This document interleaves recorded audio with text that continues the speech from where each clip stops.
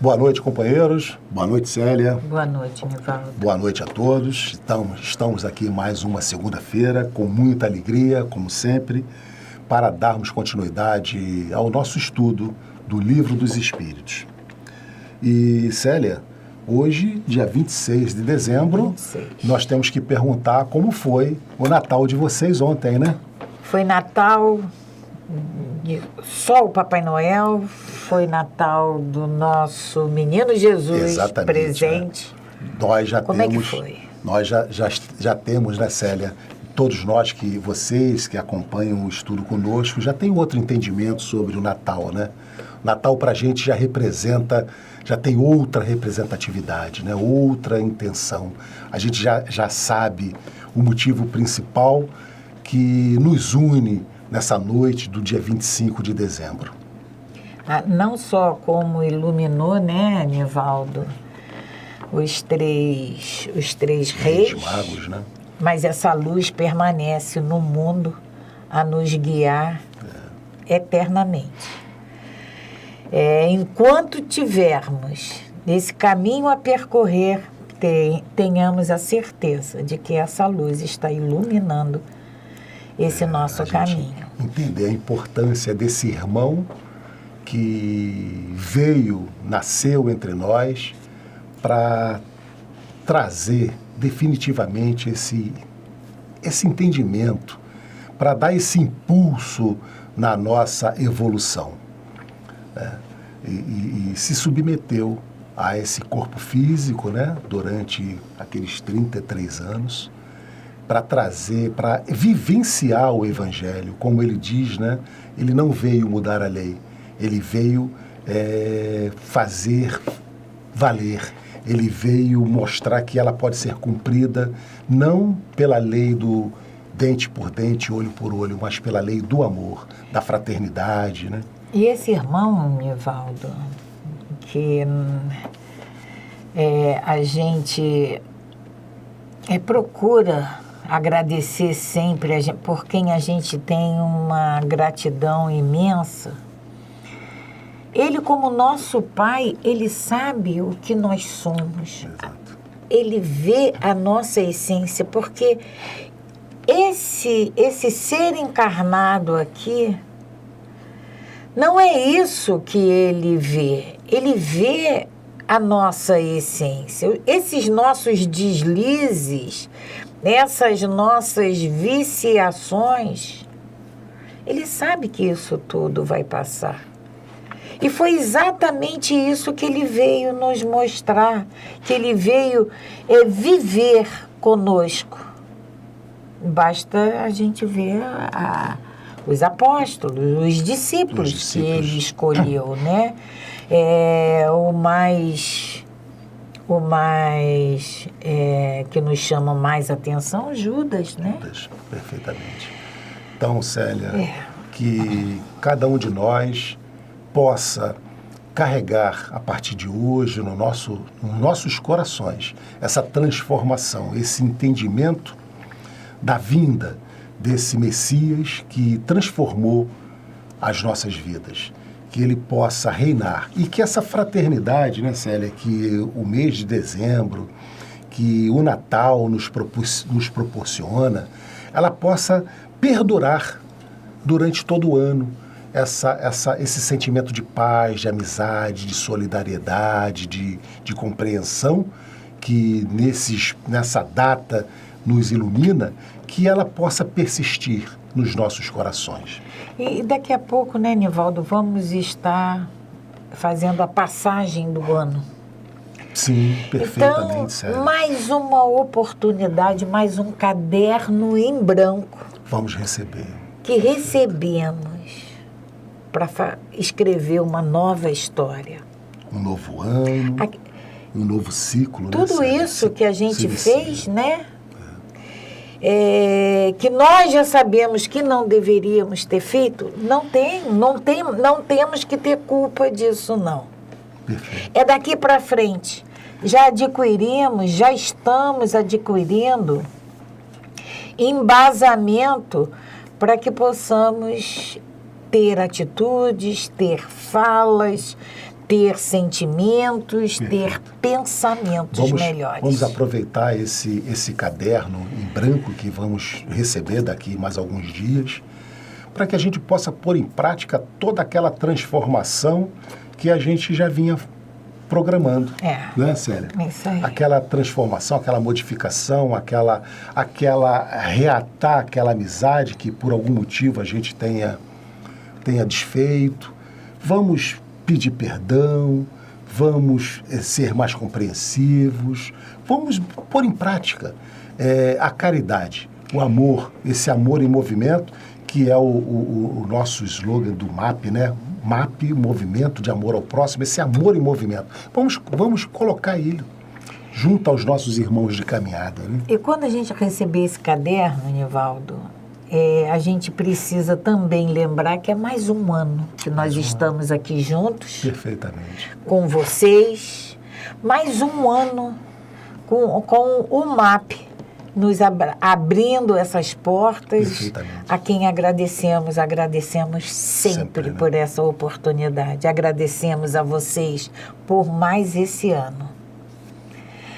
Vamos lá, né? Vamos então fazer a nossa prece para que a gente possa dar então início ao nosso estudo. Vamos agradecer a Deus, agradecer ao nosso irmão Jesus, agradecer à nossa Mãe Maria Santíssima, aos nossos mentores espirituais de nossa casa, Francisco de Assis, Fabiano de Cristo, Dr. Bezerra de Menezes, aos nossos mentores e aos responsáveis por esse estudo na contraparte espiritual. Que Jesus, então, nos ilumine cada vez mais, nos traga esse entendimento, essa compreensão. Vamos agradecer a Deus a oportunidade de estarmos aqui mais um ano, mais um Natal, junto com vocês, nessa pequena missão que é de fazer esse estudo desse livro tão importante para a nossa transformação. Que Jesus nos abençoe, que Jesus nos conduza, nos embale, nos carregue no seu colo. Que assim seja, graças a Deus. Graças a Deus. E como a gente sempre faz, Célia, vamos fazer a nossa reflexão da semana. E hoje vai ser colocado para vocês a frase que diz assim: nunca diga estou sozinho. Deus nunca te abandonou. Nunca diga estou sozinho. Deus nunca te abandonou. Porque, Célia, em alguns momentos de nossas vidas, nós nos sentimos abandonados, sozinhos. Mas é importante que a gente tenha certeza, Célia, que nunca estamos sozinhos. Muitas das vezes, Nivaldo, a gente fala assim, não adianta pedir, Deus não me ouve. Ele não me ouve. Não, Deus me abandona. Me abandonou. Deus me abandonou. Eu penso e Ele não me escuta. Mas não é isso. Ele nunca nos abandona, até porque, Nivaldo, vamos pensar no que nosso Jesus nos disse quando aqui esteve conosco. Perfeito. Aonde está o reino de Deus? Dentro de nós. Dentro de nós. Se o reino dele está dentro de nós, ele está dentro de nós. Nós é que colocamos várias camadas camuflando. E muitas das vezes, queremos procurar esse Deus, esse exteriormente. Ele está dentro de nós. Então ele não pode nos abandonar nunca. Nós é que fechamos esse reino, camuflamos, fazemos de conta que ele não existe, mas ele nunca nos abandona. E essa frase que nós trouxemos hoje, né, Célia? Até em comemoração ao Natal, a presença desse irmão mais velho que nós tivemos conosco, estamos com ele até hoje. Nunca diga estou sozinho, Deus nunca te abandonou. Me lembrou, Célia, aquela passagem que é Caminhada na Areia. Em que, nos momentos difíceis, o relato diz assim, né, que nos momentos difíceis nós olhávamos para o chão e víamos 4 pegadas, né? A minha e desse irmão mais velho, nos conduzindo, nos guiando. Mas que quando aconteceu de vivenciar uma situação avassaladora, ele olhou e só viu o próprio passo. Então ele imaginou que tivesse sido abandonado. E aí Jesus diz para ele que naquele momento que mais precisava, de maior aflição, ele não estava sozinho, não. Ele viu apenas uma pegada, porque naquele momento ele estava sendo carregado nos seus braços. E é assim, é emocionante, né? Essa pequena passagem, Célia, porque é assim que nós temos que nos sentirmos nos momentos mais difíceis de nossas vidas. Tenhamos a certeza que Jesus, Deus, e Maria estão a nos carregar em seus colos. Filosoficamente, né? Isso aí é dessa maneira que a gente tem que entender e vibrar, né, nisso. Para entender esse Deus nunca nos abandona, essa passagem, essa história desse caminhar na areia é perfeita. Porque é assim que a gente tem que entender. Mas, na verdade, Ele está sempre conosco. Ele está sempre nos fortificando, sempre nos apoiando nas nossas decisões. Perfeito. Quantas vezes, Nivaldo, a gente está assim angustiada, com o coração apertado, e a gente para e pensa, Pai, e faz a rogativa que a gente tem que fazer, faz aquele pedido de ajuda que a gente está precisando. E a gente para e percebe que a coisa vai se amenizando, né? A angústia vai se diluindo. Perfeito, e a serenidade. Isso acontece com todos nós, porque Ele nunca deixa de nos ouvir. Nunca. E Ele nunca nos abandona. E nos momentos, Célia, que nos sentirmos não atendidos, porque você relacionou, né? Quantas vezes nós imploramos, pedimos, nas nossas necessidades não recebemos. Eu estou abandonado. Não. Temos que entender que o nosso Pai, que tem a sabedoria, entende que não é o momento, não é a hora de recebermos o que estamos pedindo, porque nós pedimos sem saber, mas Ele sabe exatamente o melhor para nós, sabe o melhor horário, a melhor época, e se realmente precisamos receber. Quantas vezes nós pedimos alguma coisa, mas lá não recebemos, e lá na frente a gente chega à conclusão, puxa vida, se tivesse recebido aquilo, teria sido muito ruim. Então é exatamente isso. O nosso Pai sabe exatamente o melhor para nós. Ele é Pai. Nós aqui, meu neto, por exemplo, tem 11 anos. Uhum. E se ele pedir meu carro, eu vou dar? Não pode. Perfeitamente. Amo. Quero o melhor para ele? Quero o melhor para ele. Mas eu vou dar? Não pode. Mesma coisa é o nosso Pai. Ele sabe o momento certo. Ele sabe o que nós precisamos. E isso nós precisamos entender. É para isso que a gente tudo que estuda. A gente julga que seria bom para nós, o é. Mas o nosso Pai sabe. Tem uma então, fala... que a gente se conforme, né, Célia, quando a gente não receber aquilo que, porventura, a gente esteja, nesse momento, até pedindo. Tem uma fala na doutrina, na literatura espírita, que diz que se nosso Pai quisesse nos castigar, Ele atenderia todas as nossas vontades. Todos os nossos pedidos, né? Todos eles. Então é para a gente pensar. Nós vamos Ele retornar, nunca nos Célia, abandona. A questão 581, eu acho que ficou faltando... Então, a 581. Pelo seu livro, né? Vamos ler de novo a pergunta e tornar a ler a resposta dos espíritos. 581.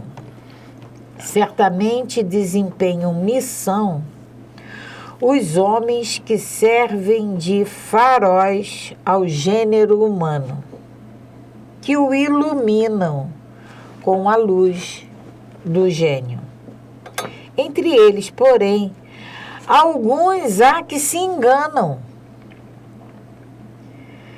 que, de par com grandes verdades, propagam grandes erros. Aí Kardec pergunta, como se deve considerar a missão desses homens? Então, Célia, ele veio com uma grande missão, mas ele se perde e acaba cometendo aí um deslize, né? E aí ele pergunta, né, como se deve considerar a missão desses homens? Os espíritos nos respondem como falseadas por eles próprios. Se enganaram. Estão abaixo da tarefa que tomaram sobre os ombros. Contudo, mister se faz levar em conta as circunstâncias. Os homens de gênio têm que falar de acordo com a época em que vivem. E assim, um ensinamento que pareceu errôneo ou pueril numa época adiantada pode ter sido o que convinha no século em que foi divulgado. Nivaldo, Copérnico era um homem de gênio, né? Nicolau Copérnico, né? Era um homem de gênio. Sim. Quantos morreram pela teoria dele? É verdade. Porque os movimentos da Terra não era o que a igreja pregava. E tem uma outra coisa na doutrina que diz que mais vale a gente repelir uma verdade do que aceitar não sei quantas mentiras, não sei quantos enganos, ou 10, vamos botar um número, 10 enganos. Porque a verdade, ela vai ser sempre verdade. É exatamente assim, Célia. É melhor você repelir 10 verdades isso. Que aceitar uma mentira. Uma mentira, exatamente isso. Porque a verdade vai ser sempre verdade. Mas se você aceita uma mentira, você vai falsear. Vai falsear. Uma informação. E aí a gente lembra, como você falou no programa passado, a questão 578. A 578. Eles podem falir? Podem falir. Pode, porque a missão é dada, mas esse espírito, como ele diz aqui, Célia, essa missão pode estar além do seu conhecimento, né? Mas aí nós vamos perguntar, mas Deus permite uma coisa dessa? Permite. Permite, sim, claro. Tudo é aprendizado, como nós dizemos aqui, né, Célia? E aquelas pessoas que estão ao redor, que estão na convivência com essas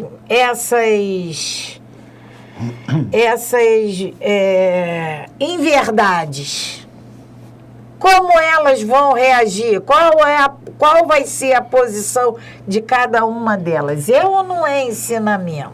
Com certeza, né? Tá?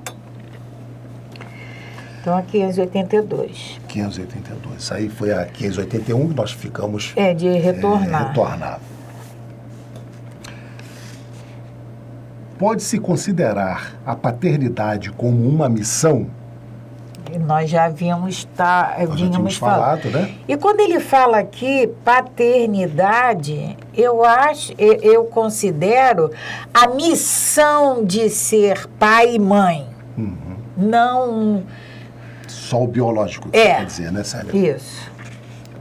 Não aqui, vamos entender aqui, não só o pai biológico, Isso. né? Então, pode-se considerar a paternidade como uma missão? E eles respondem, sem contestação. Uma missão. Sem contestação, uma missão. Ao mesmo tempo, um dever muito grande e que compromete o homem mais do que ele pensa, com relação à sua responsabilidade quanto ao futuro. Eu acho que aqui a paternidade ao pai ao mesmo. Pai mesmo, né? Isso. Então, sem contestação, uma missão. Ao mesmo tempo, um dever muito grande e que compromete o homem mais do que ele pensa com relação à sua responsabilidade quanto ao futuro. Deus colocou a criança sob a tutela de seus pais para que estes o dirijam no caminho do bem e facilitou-lhes a tarefa, dando-lhes uma organização débil e delicada que o torna acessível a todas as impressões. Essa organização débil e delicada é da criança, né? Que a gente sabe, o bebê, Aquele bebê que nasce, e a gente tem essa oportunidade de perceber as suas inclinações e corrigir. Porque diferente, né, Nivaldo, dos outros animais, o homem, o bebezinho, se ele não for cuidado, ele perece, né? Ele perece. É diferente dos outros animais. O cachorrinho, o gatinho, nasceu, eles mesmos vão lá procurar a teta da mãe para mamar. O bebezinho, se ele não for cuidado, ele vai perecer. Perfeitamente. Entretanto, aos que se preocupam mais em aprumar as árvores de seu jardim e de fazê-las dar muitos frutos do que em endireitar o caráter de seu filho. Se este sucumbir por culpa deles, suportarão a dor e os sofrimentos do filho na vida futura recairão sobre eles, pois não terão feito o que deles dependia para o seu adiantamento no caminho do bem. Eles respondem aqui, Célia, e já trazem esse entendimento desse cuidar, dessa missão para conduzirmos para o caminho do bem. Na senda do bem. Do bem. Isso é obrigação. Não material. Não é do bem material, não. Não é do bem material, é do bem moral. Porque tudo que nos chegam, a gente deturpa, a gente faz mau uso. Porque todos os dons que nos são dados, a gente abusa deles. Então, quando fala assim, conduzir para o bem, aí a gente vai dar um computador, dá um carro, dá o último celular, dá, mas não é dar bem material. É imbuir esse espírito de bens imperecíveis que não vão perecer nunca. Célia, vamos falar aqui da evangelização infantil. Evangelização infantil. Que hoje está fora de moda isso, né? Infelizmente. Porque, Nivaldo, a Rose fala uma coisa nas nossas reuniões que é séria. A evangelização infantil é domingo, porque domingo, teoricamente, todos estão em casa. Pai, mãe, todo mundo. Mas, ao mesmo tempo, os pais querem dormir até mais tarde, porque domingo acorda a semana inteira. A semana inteira acorda cedo para ir trabalhar. Então, domingo tem que dormir até mais tarde. E muitas das vezes a criança quer. Mas, não, agora não, deixa... Não dá. Então fica difícil. Se faz uma evangelização durante a semana não posso. Eu trabalho, ele estuda. É preciso que se encontre, Célia, uma forma de se evangelizar essa criança, mostrar, trazer para ela esses ensinamentos, trazer para ela o entendimento de Deus. Porque hoje a gente tem visto, infelizmente, Célia... Tem que apresentar, como a Rose fala, tem que apresentar Deus muitas crianças a essas crianças que não foram apresentadas a Deus.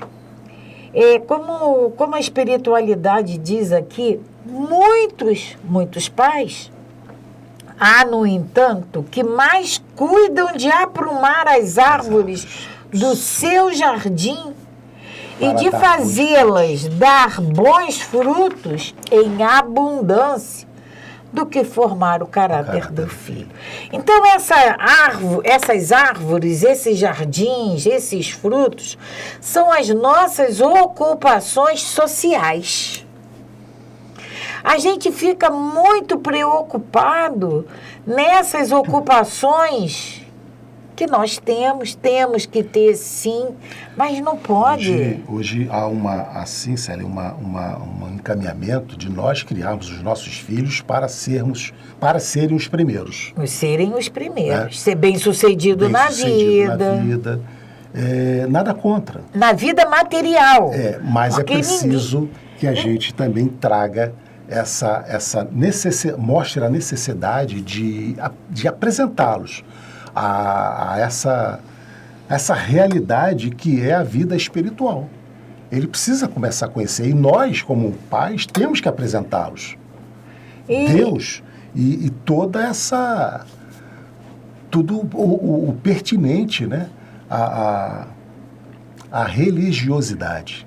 Então, quando Kardec pergunta se pode se considerar a missão paterna, e a espiritualidade nos diz uma verdadeira missão, a gente não leva isso, a gente não encara dessa maneira. E ele continua dizendo no final, Célia, se este filho sucumbir moralmente, porque se ele aqui for um insucesso material, não tem problema nenhum, desde que ele seja moralmente bem. Mas a gente quer ao contrário. Desde que ele seja bem-sucedido na vida, materialmente falando, ótimo, maravilhoso.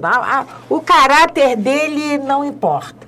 Quando é o contrário que nós temos que nos preocupar. É porque tem um capítulo aqui no livro, no Evangelho, que fala sobre os filhos, a ingratidão dos filhos, o dever dos pais, que Deus confia. Porque agora fica difícil, mas tem um capítulo no Evangelho. Se este pai sucumbir por culpa deles, se o filho sucumbir por culpa do pai, o pai suportará a dor e o sofrimento do filho. O pai vai suportar. Na vida futura recairão sobre eles, pois não terão feito do que deles dependia para o seu adiantamento no caminho do bem. Então, a responsabilidade dos pais com relação aos seus filhos, como eles começam, sem contestação, uma missão. E aí, Nivaldo, na questão... Porque aí, na questão 583, Kardec vai perguntar assim... São responsáveis os pais pelo transviamento de um filho que envereda pelo caminho do mal, apesar dos cuidados que lhe dispensaram? É diferente da questão anterior.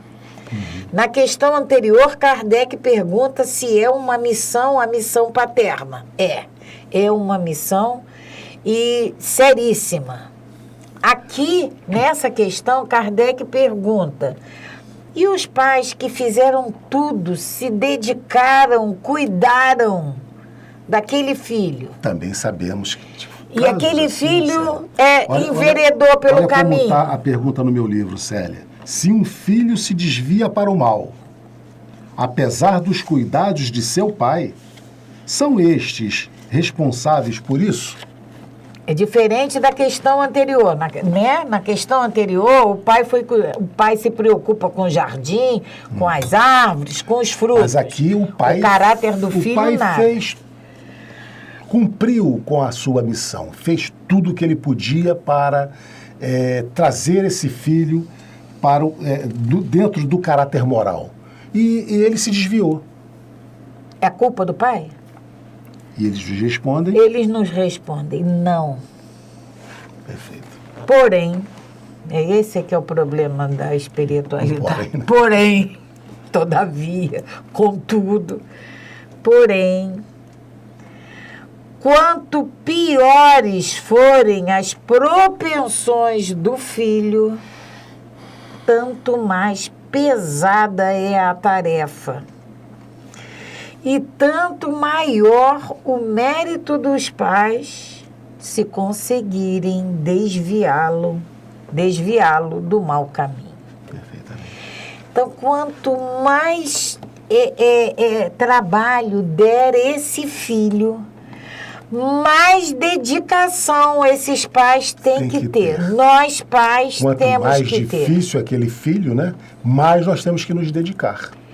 E se conseguirmos desviarmos ele desse caminho do mal, aí é o mérito total. Mas se não conseguirmos e fizermos tudo que estava ao nosso alcance, sem medir esforços, sem lamentações, sem lamúrias, cumprimos a nossa parte. Só não podemos desistir. Aquele filho difícil, não, eu já fiz de tudo, não já não fiz dá de mais, tudo, agora não dá mais, vou deixar para lá. Não, é insistir até o final. Porque a gente tem, Nivaldo, a gente tem conhecimento de relatos e isso se dá muito no campo das drogas, né? Da viciação. É verdade. Mães extremamente, a gente fala mães porque tem pais também, né? Pais, vamos consertar e vamos falar em pais. Extremamente dedicados e extremamente comprometidos com o caminhamento desses filhos e filhos problemáticos. O envolvimento nas drogas é um caminho assim muito árduo que esses pais percorrem para trazer esse filho de volta. Para desviar esse filho desse caminho. E aí, muitas das vezes, sucumbe, muitas das vezes não dá. Mas se esses pais fizeram o que lhes cabiam, eles cumpriram a sua missão. E aí, a 583 tem a letra A. Se um filho se torna homem de bem, não obstante a negligência ou os maus exemplos de seus pais, tiram estes daí algum proveito? Então, são 3 situações que Kardec nos apresenta, né? Primeiro, ele nos esclarece, a espiritualidade nos esclarece da missão dos pais. E daqueles pais que se envolvem com os seus afazeres e que esquece que esse filho tem um caráter a ser moldado, a ser trabalhado. Depois ele pergunta sobre os pais que fizeram tudo, mas esses filhos se transviaram. E agora ele pergunta o contrário. Os pais não fizeram nada. Os pais não fizeram nada. Mas o filho deu certo. E aí? Os pais têm... Vai ter mérito sobre isso? Ele não fez nada, mas o filho deu certo. Sem ver a resposta, o que vocês respondem? O que você responde, Nivaldo? Sim, com certeza. Até pelo fato de ser pai, né, Célia? Trouxe ao mundo. Deus é justo. Então, Deus é justo. A resposta é Deus é justo. Então, aquele pai, Célia, que só gerou, né? Mas ele não teve participação nenhuma, mas o filho deu certo. Ele tem mérito? Tem. Mas Deus é justo. Mas esses pais não podiam ter abortado ele? Poderiam, e não fez. Não fez. Né? Então Então, tem os seus méritos. Depois de olhar esse capítulo e olhar aquele capítulo do livro do Evangelho, honrai o vosso pai e a vossa mãe, eu me corrigi numa tendência que eu tinha, de falar, poxa vida, se meu pai tivesse feito isso, se minha mãe tivesse feito aquilo, pô, mas será que... Eu me corrigi nisso, porque a gente precisa entender que nossos pais, assim como nós, meus filhos, devem ter muitas reclamações da minha maneira, do meu modo de educação que dei a eles. Mas depois desse estudo, eu compreendi, o melhor sempre é feito. Então, eu parei de reclamar, porque tanto meu pai quanto a minha mãe me deram o melhor que eles tinham para me dar. E isso aí, a gratidão... Isso é transformador, né? Isso é muito importante para nós que estamos aqui, para vocês que estão ouvindo, né? Esse relato e esse entendimento. É isso que esse livro nos proporciona. O estudo do Evangelho, o estudo do Livro dos Espíritos nos proporciona exatamente esse entendimento. Porque essa gratidão nós temos que ter sempre. Sempre. Não interessa o que eles fizeram. Ah, minha mãe me abandonou, minha mãe me botou num orfanato, ah, minha mãe me entregou para adoção. Não interessa, te deu a luz, te deu, a vida. Permitiu que você estivesse aqui agora, tentando resgatar, empenhado em resgatar débitos passados. Então, essa gratidão é eterna. Eterna. Perfeito, Célia. Questão 584.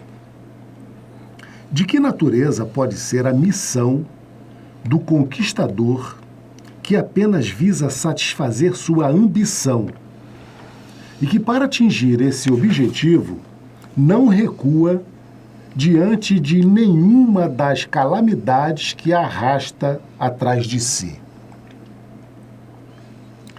É uma questão que a gente precisa entender bem. Eu vou ler mais uma vez e vamos entender melhor essa pergunta de Kardec. De que natureza pode ser a missão do conquistador que apenas visa satisfazer sua ambição? Um conquistador, ele quer conquistar, ele quer atingir o objetivo dele e ele não vai se preocupar, não recua diante de nenhuma das calamidades que arrasta atrás de si. A gente precisa entender esse conquistador, né? O que Kardec está querendo dizer com essa missão do conquistador, que visa apenas satisfazer a sua ambição. E esse conquistador a gente pode entender de várias maneiras, né?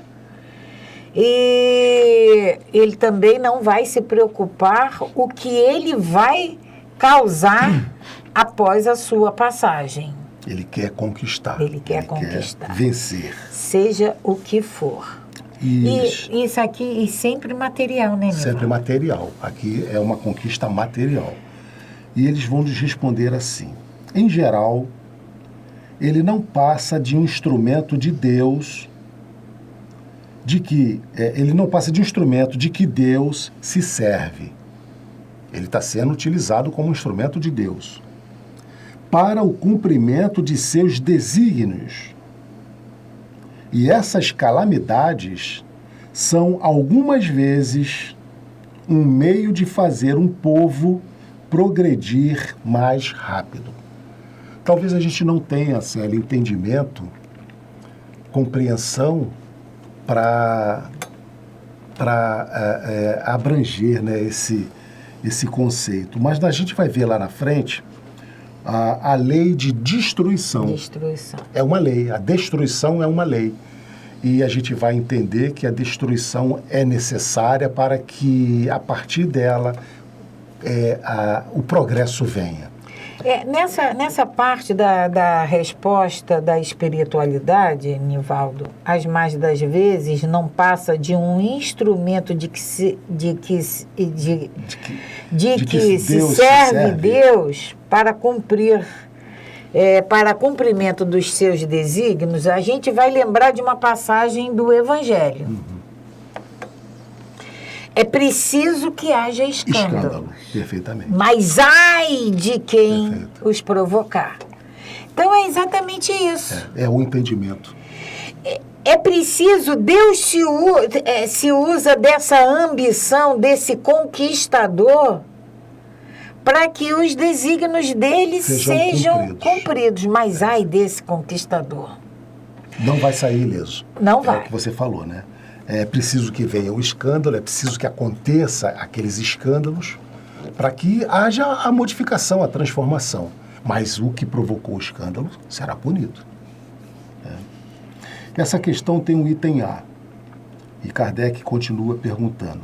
Aquele que é instrumento dessas calamidades passageiras é estranho ao bem que delas pode resultar, visto que apenas se propusera um fim pessoal.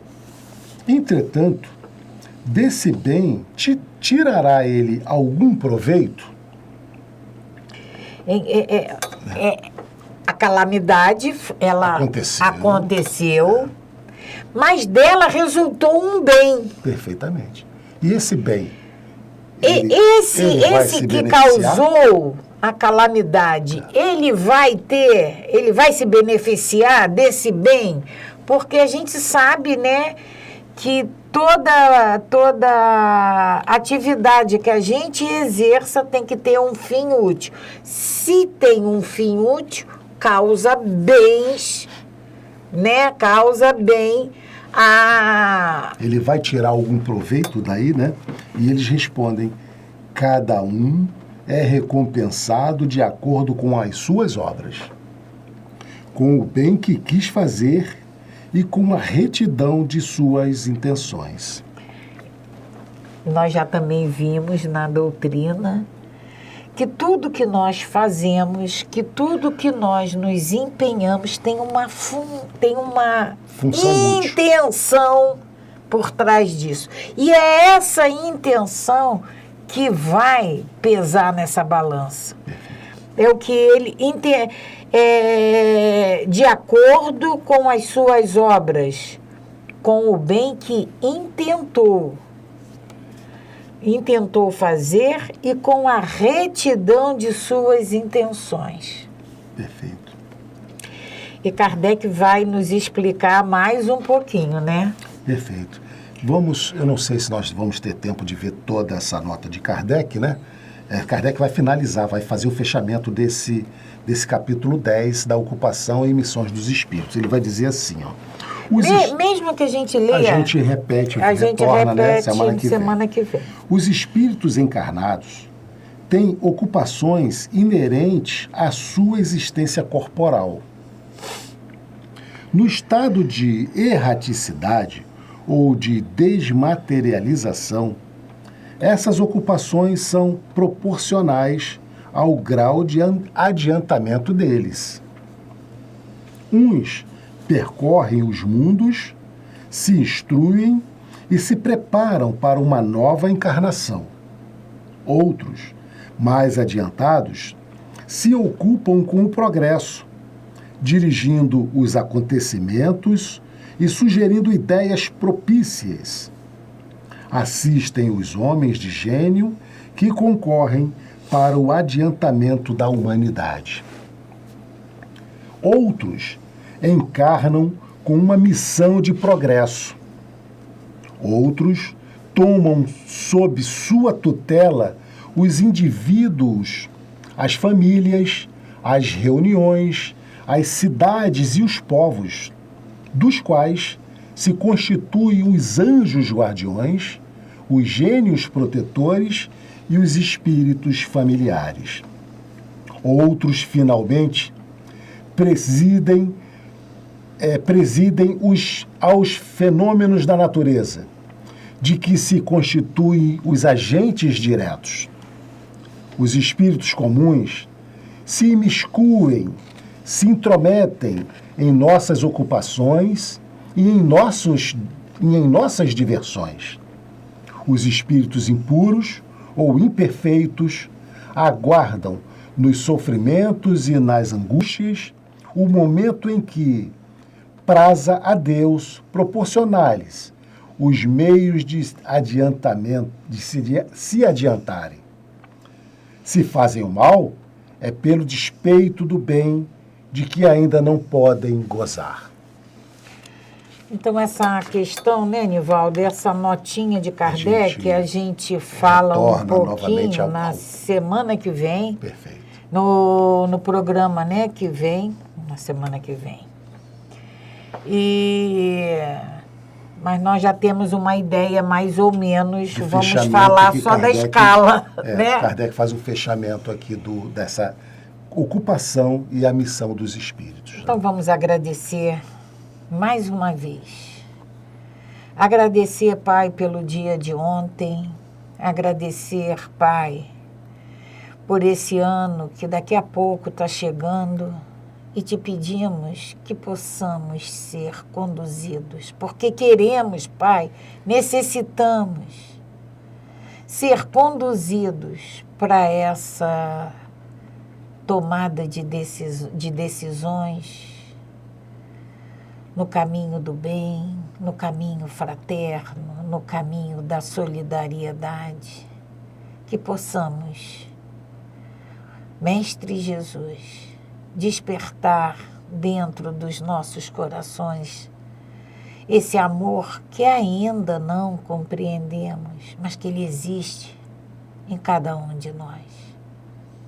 Esteja conosco hoje e sempre, graças a Deus. Graças a Deus. Paz e bem, paz e luz. Paz, muita paz.